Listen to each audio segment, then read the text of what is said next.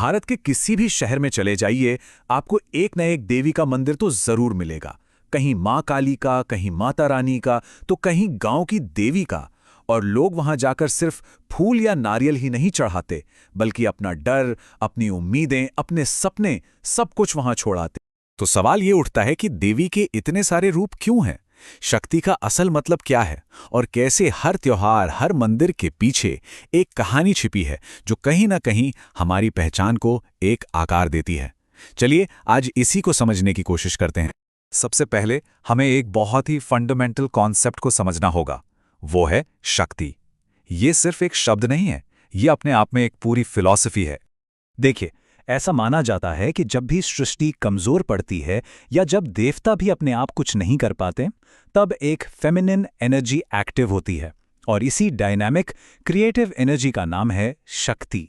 आप देखिए, ब्रह्मा, विष्णु, महेश भी तब तक अधूरे माने जाते हैं जब तक उनके साथ सरस्वती, लक्ष्मी और पार्वती न जुड़ें। ज्ञान, धन और शक्ति, ये तीनों असल में शक्ति के ही मुख्य रूप हैं, जो इस सृष्टि को पूरा करते हैं, उसे चलाते हैं। अब जैसे नवरात्रि के 9 दिनों को ही देख लीजिए, लोग नव दुर्गा के 9 रूपों की पूजा करते हैं ना, पर अगर आप थोड़ा ध्यान से देखें तो ये 9 रूप एक इंसान के पर्सनल ग्रोथ की यात्रा जैसे लगते हैं। सबसे पहले स्थिरता, फिर अपनी क्रिएटिविटी को जगाना, फिर अपने अंदर की वॉरियर एनर्जी को एक्सेप्ट करना, और आखिर में एक शांत और समझदार स्टेट तक पहुंचना।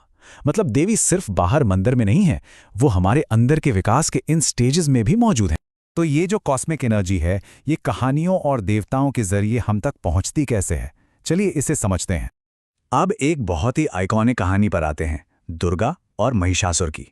महिषासुर बार बार अपना रूप बदलता है, कभी भैंसा, कभी आदमी, कभी कुछ और। वो हमारी जिंदगी की मुश्किलों की तरह है, जो अलग अलग शक्लों में आती हैं। लेकिन दुर्गा, वो एकदम शांत और फोकस्ड रहती हैं। ये कहानी यही तो सिखाती है कि हमारी अंदरूनी शक्ति अगर फोकस्ड हो तो सामने प्रॉब्लम चाहे कितने भी रूप बदले, उसे हराया जा सकता है। और फिर शक्ति का एक और गहरा रूप है काली। जब हमारे अंदर की नेगेटिविटी, हमारा ईगो बहुत ज्यादा बढ़ जाता है, तब देवी अपना सबसे फियर्स, सबसे उग्र रूप लेती हैं। ये रूप डरावना लग सकता है, पर इसका मकसद हमारे सबसे गहरे डर और अहंकार पर वार करना है। तभी तो कहानी में शिव उनके रास्ते में लेट जाते हैं, जो ये याद दिलाता है कि शक्ति को हमेशा चेतना यानी कॉन्शियसनेस के साथ बैलेंस्ड रहना चाहिए। अच्छा, अब गणेश जी की कहानी को सिंबल की तरह देखें। उनका सिर बदलना, ये एक तरह से पुराने अहंकार को हटाकर एक नया बुद्धिमान मन पाने जैसा है। हाथी का सिर बुद्धि का प्रतीक है, और उनका वाहन, वो छोटा सा चूहा, वो हमारे मन के छोटे छोटे डाउट्स और डर हैं, जिन पर सवारी करके, उन्हें कंट्रोल करके ही हम आगे बढ़ सकते हैं। और हनुमान जी का किरदार देखिए, कमाल का ड्युअलिटी है। एक तरफ तो उनमें पहाड़ उठाने की गजब की शक्ति है, और दूसरी तरफ गजब की विनम्रता। मैं तो सिर्फ राम का सेवक हूं। हनुमान जी हमें दिखाते हैं कि असली ताकत तब तक खतरनाक नहीं होती जब तक वो ईगो के लिए इस्तेमाल ना हो। जब शक्ति भक्ति के साथ जुड़ जाती है तो वो एक वरदान बन जाती है। अब देखते हैं कि ये जो पौराणिक विचार हैं, ये त्योहारों और पवित्र जगहों के जरिए हमारे कल्चर में आज भी जिंदा कैसे हैं। हर त्योहार के पीछे एक कहानी और एक सीख छिपी है। दिवाली को ही लीजिए, उत्तर भारत में ये भगवान राम की अयोध्या वापसी का जश्न है। दक्षिण भारत में इसे कृष्ण की नरकासुर पर जीत से जोड़ा जाता है। और जो व्यापारिक समुदाय हैं, उनके लिए ये लक्ष्मी जी को घर बुलाने का दिन है। मतलब त्योहार एक, लेकिन उसके मतलब अलग अलग।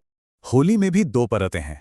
एक तरफ कृष्ण और राधा का रंगों का खेल है, जो दोस्ती और प्यार का प्रतीक है, और दूसरी तरफ प्रहलाद और होलिका की कहानी है, जहां भक्ति आग से भी ज्यादा ताकतवर साबित होती है। आज भी लोग होलिका दहन करके सिंबॉलिकली यही कहते हैं कि अंदर का ईगो जले और आस्था बची रहे। अब बात करते हैं शक्तिपीठों की। कहानी ये है कि जब शिव सती के जले हुए शरीर को लेकर घूम रहे थे, तो विष्णु ने अपने चक्र से उनके शरीर के टुकड़े कर दिए, और जहां जहां वो अंग गिरे, वहां वहां मंदिर बन गए।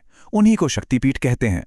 अगर आप इसे एक बड़े पैमाने पर देखें तो ये असल में भारत, पाकिस्तान, बांग्लादेश और नेपाल का एक इमोशनल मैप बन जाता है। ये जो देशों की सीमाएं हैं, ये तो राजनीति ने बाद में बनाई, लेकिन देवी का ये नक्शा, ये कहानियों का नक्शा इन सब से कहीं ज्यादा पुराना है। ये एक ऐसा भारत है जहां हर पहाड़, हर नदी, हर जंगल किसी ना किसी कहानी से जुड़ा है।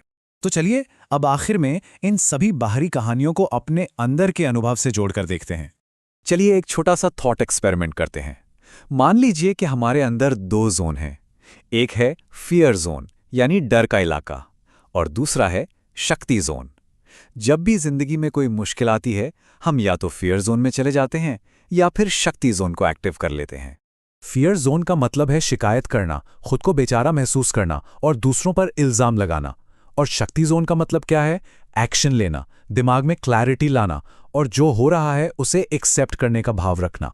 शायद हमारे पूर्वजों ने देवी की इतनी सारी कहानियां इसीलिए बनाई होंगी ताकि जब भी हम किसी मंदिर में जाएं, किसी त्योहार में दिया जलाएं या कोई आरती सुने, तो हमें याद आए कि शक्ति बाहर से नहीं, अंदर से आती है।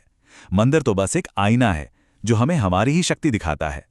तो अगली बार जब किसी मंदिर की घंटी की आवाज सुने, तो एक पल रुककर जरूर सोचिएगा, इस कहानी का संदेश मेरे जीवन के लिए क्या हो सकता है।